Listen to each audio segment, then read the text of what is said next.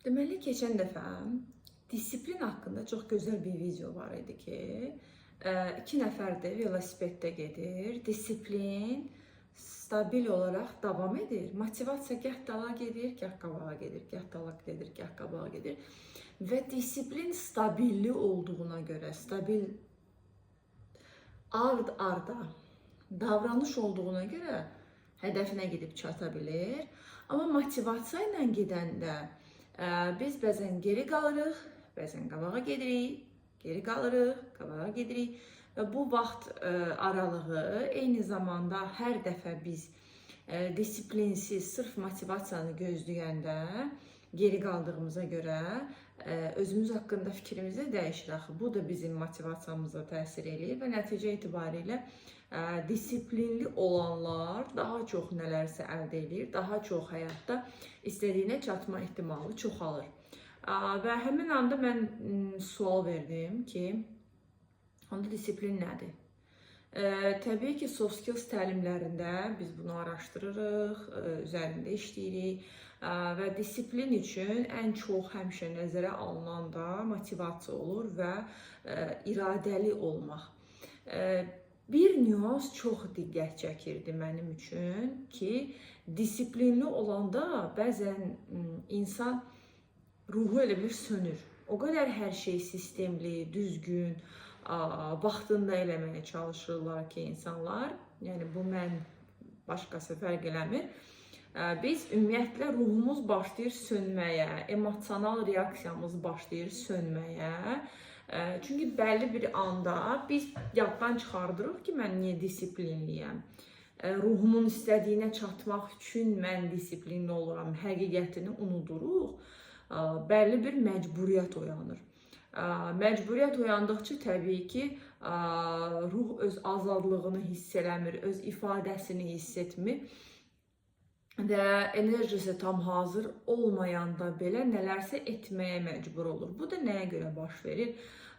İnsan yaddan çıxardır ki, nəyi nəyə görə eləyir. Orada başqaları da bu suallara cavab verəndə ən çox işlədilən cavablar bundan oldu ki, bəs motivasiya olmalıdır ki, disiplin olsun. Motivasiya da fərqindəlikdən irəli gəlir. Fərqindəlikdən irəli gəlməsi üçün də insan təbii ki, nə istədiyini bilməlidir. Biz hər birimiz nə istədiyimizi anlamaq üçün çalışırıq, bəlli bir təcrübələrə gedirik ki, istədiklərimizi əldə edək və s. Amma fərqindəlik bəzən tam da işimizə yaramır. Çünki beyin daim olaraq o motivasiyanı axtarır. Nəyə görə edirəm, niyə edirəm? Məsəl üçün, qərar vermişik ki, sabah səhərdən idmanla məşğul olacağım, amma sabah səhər oyanırıq ki, yatmaq istəyirəm, getmək istəmirəm, başqa bir şey eləmək istəyirəm. Bəlkə kinoya baxım, bəlkə gəzməyə gedim, bəlkə ümumiyyətlə heç nə eləməyim və yaxud da ki, neynirəm, mən idman eləyib. Nə baş verir burada? Baş verən odur ki, beyin artıq yaddan çıxartdı ki, nəyə məqsədlə axşam qərar verilmişdi arıqlamağa. Sadəcə arıqlamaq lazım olduğu məlumatı qalır və yaxud da ki, maksimum səhər idman zalına getməliyəm məlumatı qalır. Amma nəyə görə mən idman zalına gedirəm? Arıqlamaq üçün. Niyə? Yəni, ruhun nəyinə lazımdır? Arıqlamaq, kökəlmək və yaxud da ki, hansısa işi görmək, hansısa deadline-ı çatdırmaq. Yəni, bu ruh üçün maraqlı deyil. Çünki ruh əsasən təcrübə üçün gəlib dünyaya və təcrübə üçün gəldiyi yerdə hansısa bir çərçivələrin bu qədər gərginlik yaratmağında enerji oyaq qalmır, həvəs o qədər oyaq olmur. Və hər bir məqsədin, hədəfin motivasiya oyatdığı anı fərqindəlik yaşadığımızdır. Fərqindəlik, o və yaxud da ki, insight dediyimiz nə vaxt yaranır? Niyyətimizi kəşf edəndə. Yəni, məqsədlə niyyət eyni şey deyil. Məqsədim ola bilər İspan dili öyrənmək, niyyətim ola bilər orada bir ay rahat yaşamaq. Yəni, mənim niyyətim nədir? Əslində, yəni, bir ay orada yaşamaq da tam da niyyətə getmir. Demək ki, mənim aşağıda bir dənə də nəsə istəyim var, yəni niyyətim var.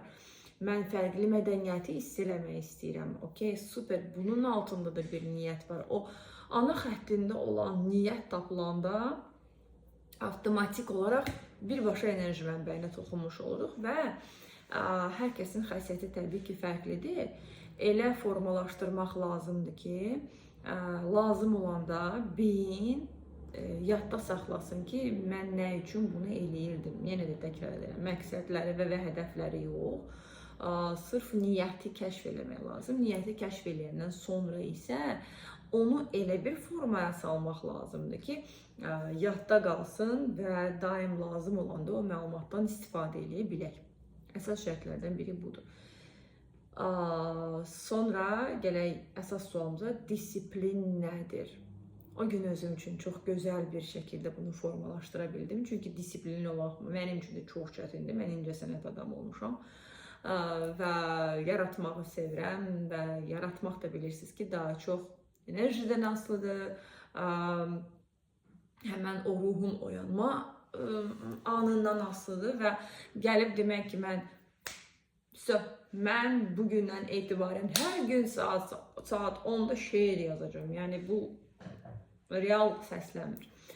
Amma biz enerjimizi ona kökləyə biləndə, düşüncəmizi ona kökləyə biləndə bu artıq real səslənə bilər. Hansı yolla bayaq dediyim kimi, birincisi niyyəti bilməliyəm. Yəni mən niyə hər gün səhər saat 10-da tutaq ki, şeir yazmalıyam. Disiplinə gəldikdə isə, disiplini biz çox vaxt sıxıcı bir iş kimi bilirik və ona görə də beyin ora emosiyanı yükləməyə imkan vermir. Burada amma maraqlı bir nüansa gələk, maraqlı bir yerə gələk. Necə ki, bədənin düzgün fəaliyyətdə olması, düzgün funksionallıqda olması, bütün bədən sisteminin düzgün şəkildə işləməsi üçün ürək döyüntüləri lazımdır. Çünki ürəyə disiplinli şəkildə bir döyüntüsü var və bu döyüntü də avtomatik olaraq bizim auramızda bəlli bir vibrasiyalar yaradır. Həm bədənə təsiri var, eyni zamanda auramızın da düzgün şəkildə özümüzə xas şəkildə vibrasiyalarının olmasına şərait yaradır. Və disiplində həyatın həmin o ürək döyüntüsüdür. Yəni biz nə qədər disiplinli şəkildə məqsədə yönlü, hədəfə yönlü, niyyətimizin fərqindəliklə bərabər ona yönəlik bir disiplinli hərəkət etməyimiz bədənimizin ürək döyüntüsü kimidir. Yəni, bu baxırsan ki, sadə səslənə bilər, bəlkə absurd səslənə bilər, bəlkə sıxıcı səslənə bilər, bəlkə də maraqlı səslənə bilər. Hər kəsdə bu fərqli ola bilər. Amma bunun tam olaraq hissiyatına girəndə disiplin çox maraqlı bir şeyə dönüşür. Çünki artıq mən məcburi nələrsə eləmək deyil, ümumi bütün mənim niyyətimdən ibarət həyatımın, özümün ən yaxşı versiyamın ürək döyüntüsünə çevrilirəm. Mən bilirəm ki, mən durub onda o şeiri yazanda hər gün mən məcbur olduğum üçün eləmirəm. Mən istədiyim həyatı yaratmağın vibrasiyasını aktiv saxlayıram. Mən istədiyim həyatımın ürək döyüntüsü oluram. Budur mənim üçün disiplin.